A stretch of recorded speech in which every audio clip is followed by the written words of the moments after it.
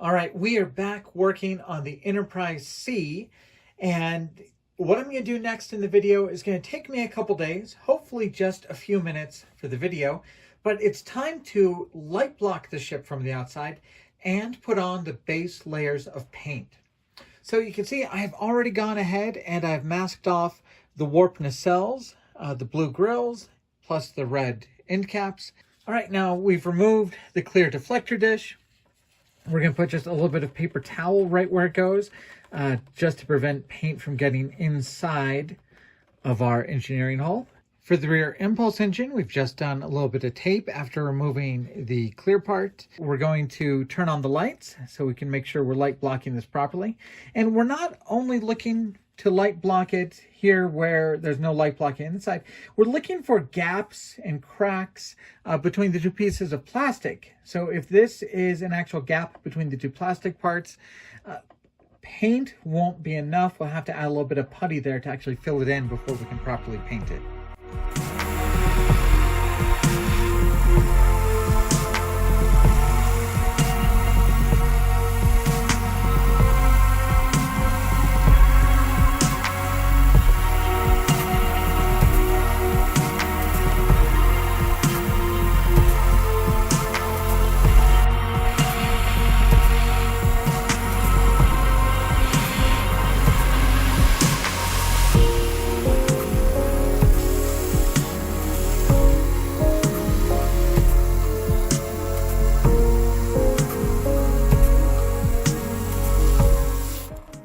After about 2.5 days and many coats of black paint, we finally have it light blocked. There's no light shining through except for some of the masking tape covered areas for the nacelles. Now it's time to do quite a few coats of a very light gray. It's going to take a lot of light coats to cover up that black, but we need to get to light gray before we start doing some of the blue detail painting.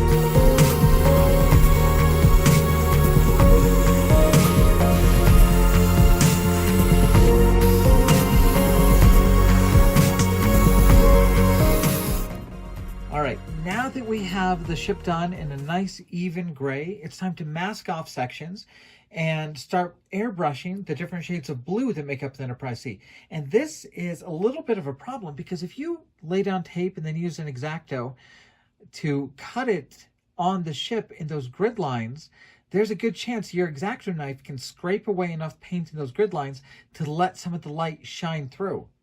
So where we can, we are going to lay down tape and we're going to try and curve it around the edges following the grid line rather than cutting it with an X-Acto knife. And we may have to do lots of different pieces of tape to make sure we're following that grid line well. I'll also be using a little bit of trial and error to cut some pieces off of the ship. A little bit of tracing paper and cutting them onto tape. So hopefully I can just lay down some pre-done shapes on the ship.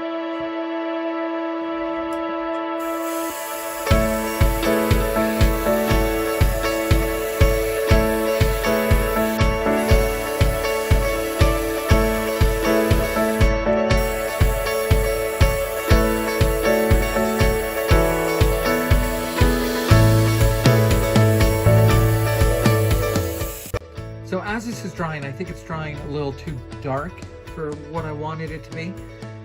I wanted this to be my light overall blue on the ship. So what I'm going to do now is I'm going to make this my darker blue. I'm going to mask over it the parts that are going to be dark blue.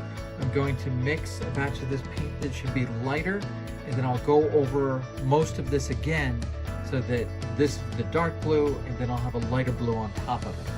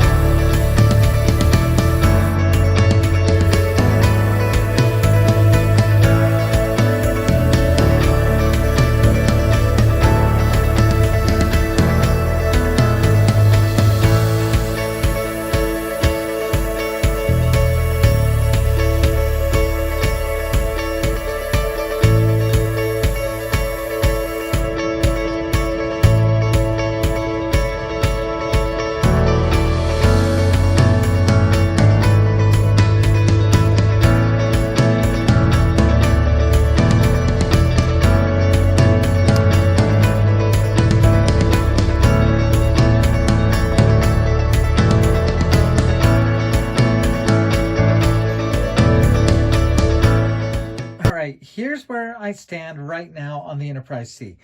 I have gone over several of the blue parts to lighten them. You know, the paint I was working with, I really thought this would be a good shade, but it dries much darker than it looks like. It dries like that. So I thought I'd be getting kind of a blue-gray, and it really came out to be this really dark color here, which I didn't like. So you saw me spray the entire thing with that color. It was too dark, so I masked it off to just make it this darker section. I still thought it was too dark even for that. So I masked it off again, and I used a lighter shade of blue for this kind of cloverleaf pattern. My palest blue is kind of the outside edge here, and then my neutral gray are some of the details on the outer part, the main parts of the nacelle. Here's a nice light blue. So I've done most of the blue panels I'm going to do. You can see on the inside the pylons I've done the blue. I've gone ahead, I've unmasked the clear parts. I've put in that red impulse engine. I've put in the blue deflector dish. Now on the underside of the saucer, you can see I still have that dark shade of blue. That's this. You can see it really dries very differently than I thought it would. Now, I still don't think this is too far off of the paint colors for the Enterprise C, so I'll probably leave it. You kind of see there, it's just darker than what I wanted the Enterprise C to be, because it's not that bad of a paint mix. I just didn't like it when it was up on that clover leaf, but I'll probably leave it on the bottom of the saucer. I think it works down there. So I think I have all of my shades of blue done on the ship. What I have to do next is I have to do these grills, which are going to be kind of a gold or a copper. And okay, this is a little pet peeve I have on Star Trek model kits. There's no reason for these grills to be molded into the top and the bottom of the nacelle half. I'd love to see a Star Trek kit where this is just a blank space and you lay a grill on it after you've built the nacelle, because these fins never match up right. Not on this kit, not on the Enterprise D, not on the Voyager, certainly not on the Runabout. I don't see why they didn't leave it flat and just put an extra part here so you could have fins that match up from top to bottom. But I have to paint those gold. I have to paint the phasers. I have to paint all of the lifeboats. That's going to be a bit of a pain without being able to use an X-Acto on the surface. Right here, you can see, because of the way I have to mask this so I don't cut it with an X-Acto on the model, my masking didn't quite match up. So you can see that little sliver of the darker blue paint is still left. I think I've got a spot like that back here. All right, guys. We have painted the phasers, the lifeboats. We've painted a lot of the other small details across the ship. And now it's time to start opening up the windows. And I'm really excited for this. I've been waiting to do this ever since I got this model. Of course, this is the entire reason it's molded in clear. So we're just going to start gently scraping away the paint to let that light shine through the plastic and reveal our lit windows.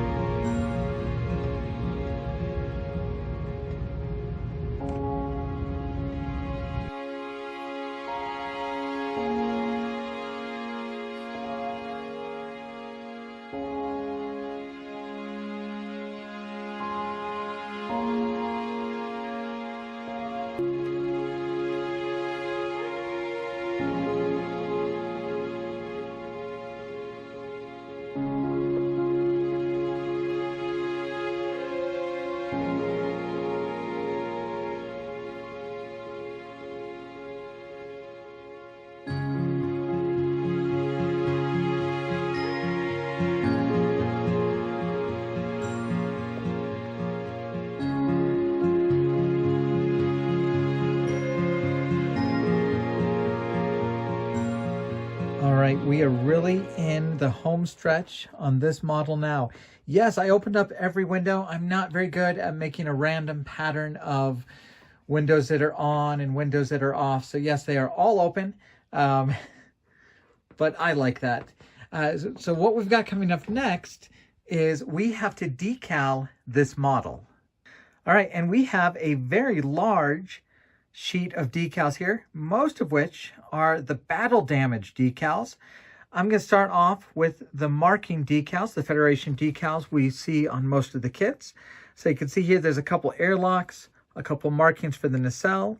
We get names and registries for both the Enterprise and the Yamaguchi, a couple different Starfleet pennants.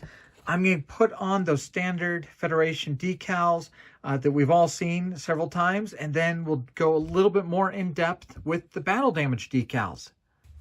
All right, here she is, the NCC 1701C Enterprise. And you can see the decals look very nice. Here we have our registry. You can see there's some pennants that actually run across those ribs on the nacelle. I'll have another round of microsol on those. See pennants on the side, even one across the very bottom of the ship. Couple names and registries on the nacelles. These RCS thrusters, those yellow lines, fit perfectly. Those are a decal. So really the names and registries you would expect to see for a Federation starship. Of course, the majority of the decals for this ship are the battle damage decals. So that's what I'm going to look at now. And you're definitely going to want to keep the box near you so you can see all the decal placements. The ones I'm going to try and work on are going to be these on this nacelle and some of the ones for the saucer. I just thought these ones would be a good one to look at since they kind of have to fit between these kind of ribbed structures. So let's work on those and see how well they fit and if they can look as good as they do on the box. All right, and here are the decals for those nacelles. You can see there is a lot of detail on them, and they seem to be well cut to fit between those ribs. This one I have some concerns about because I don't want to stretch it over the ribs, so I think I'll probably cut number 86 there into two pieces. But let's get these on the ship. Of course, we'll start off getting it a little bit wet.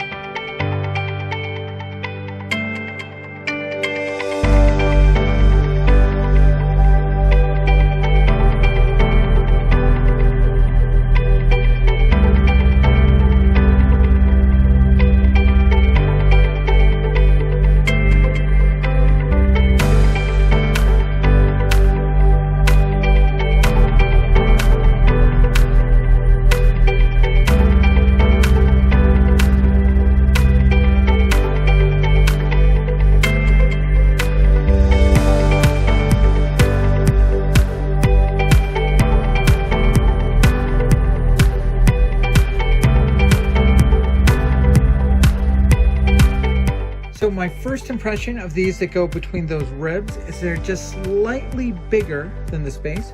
So hopefully with just an application or two of microsol, those should fit down nicely. The next one I want to look at is this one, which actually has a lot of really nice detail and structure of the ship. This one's going to go right back here, and I'm just going to want to make sure the orientation of kind of these circular structures matches with that of the saucer. So this one will fit in right there.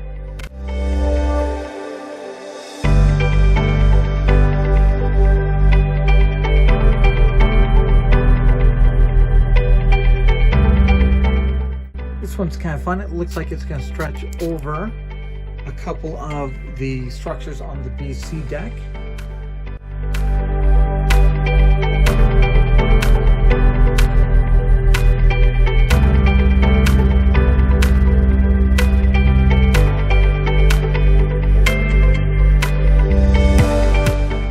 So you can see it has kind of some deck structure here that you'll be able to see, and just making sure to kind of keep the rest of this orientated with the saucer grid line.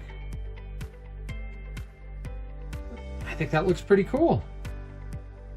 So I'm still applying the battle damage decals, but one note I have is the battle damage decals have white borders.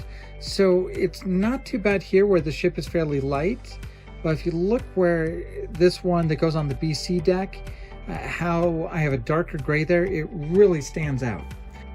Because I'm using just a little bit of chalk pastel and just powdering it up just like this to take that white down a little bit, make it look a little more singed and battered. At first I was really kind of worried about that white bordering, thinking it might really ruin the effect of the battle damage, but I think that if it's contrasting too much with your base coat, just a little bit of kind of soot like that should be all you need to really kind of give it a better look. This is my Enterprise C, made from the newest release, the 2022 release of the kit, which is molded in that wonderful translucent white, which is what lets us do all of these wonderful windows with lots of ease. And you can see the windows look great. Lighting it up was nice and easy to give it a lot of really cool battle damage with those decals. I guess the only thing I could say about this ship and this model kit is it really deserves more time than I gave it in this review. You know, I had this in my hands probably about 3 weeks. I probably honestly worked on it for about 2, and that's in between my actual real 40-hour-a-week job. And this kit probably deserves a month of your time. There is just such a list I have of things that still need to be done on this ship that I didn't get to just because of the time frame that I'm under when I build it. There's so many more cool things you can do with that translucent white. And this is probably the only real thing that bothers me is with this being translucent white, there shouldn't be any work to make these navigation beacons light up. If I had really thought of it, you just don't light block it from the back, light block it from the outside, and just file off a little bit of the paint, and I could have had all of these beacons glowing. I could have had this one back here glowing. So that's really a big miss on my part, that it really wouldn't have taken any more effort to get all of those little lights lighting up across the ship. Then there is so much more finishing that this ship really deserves. Some putty work along the back of this pylon, a little bit of putty work on the underside of the saucer, and then even though I did get some nice different paint shades across the saucer, there's a much more intricate paint job the Enterprise C is supposed to have. Over here, this thin line, that's supposed to be a different paint color. Some of these bordering lines here are supposed to be a different paint color. So the paint job is actually supposed to be even more intricate than what I did on mine. I do like the subdued paints I actually ended up with here. I never like it when that clover leaf really stands out on the Enterprise C. So I'm really happy with the paint colors I actually ended up with. Even down here on the bottom, where I do have that darker shade of blue, I think that one turned out well. That's a nice look at the deflector and the warp nacelles and all the windows on the bottom of the ship. And, you know, these windows make sense. They're kind of horizontal windows, you know, but all these across the top, they're pretty much like sunroofs, aren't they? They'd be on the ceiling on a lot of those rooms. Still, I like it. I like how well lit up it is. And let's get a look at some of that battle damage. There you go. You can see how it looks like you're looking into the ship and seeing a lot of structure underneath it. Once again, you can kind of see the white borders that are under the decals. And if that bothers you a bit, just do what I did over here and kind of add a little bit of dust and soot. Kind of same thing back here. I kind of darkened up some of that white borders. I think that makes the decals look a little bit better. And of course, we'll still need to do a flat coat over the decals. But I think just add as many battle damage decals as you like to make it work well on your shelf. Now, if we're talking about displaying this on a shelf, one thing that most of you probably know is all of the pre-TNG Enterprises are available in 1/1000th scale. The Enterprise C, the D, the E, they're in 1/1400ths. But I think they look pretty good on a shelf together. The next generation ships are just so massively big. They're not going to be able to fit on a shelf if you kept everything in scale. And even with the scale change, really, you can kind of see these ships together and you can see how much the next generation ships really still dwarf the ships from before the next generation. So I think this looks pretty good, that you can see the Enterprise A. We'll look at an Excelsior class here in a second. Then the C, the D, the E. And no, they're not in scale. The Enterprise C should be bigger by about 1/3 if these two were in scale together. But I think that works for a lineage display for the Enterprise. Now, when we bring the Enterprise B in, or in this case, the Excelsior, which is the same size and basic shape, that's when the scale really starts making the display fall apart a bit, because the Enterprise B or the Excelsior should definitely be dwarfed by the Enterprise C, and with the scale change here, they're about the same size. I think they look good. This is the more recent version of the Excelsior. Definitely harder to light than the Enterprise C done in the translucent clear, but you can definitely see a lot of the design similarities between these two ships. So ignoring the scale, these two would go together pretty darn well. Now, two ships that are in scale together, because they're both the next generation kind of ships, is the Enterprise C and the Enterprise E. The Enterprise E, of course, is probably one of my favorite builds of all time, one of my favorite ships of all time. But of course, this one, I had to drill out every single one of those windows with a drill bit. But yeah, you can see the Enterprise E, slicker, more modern. Like I said, one of my favorite builds.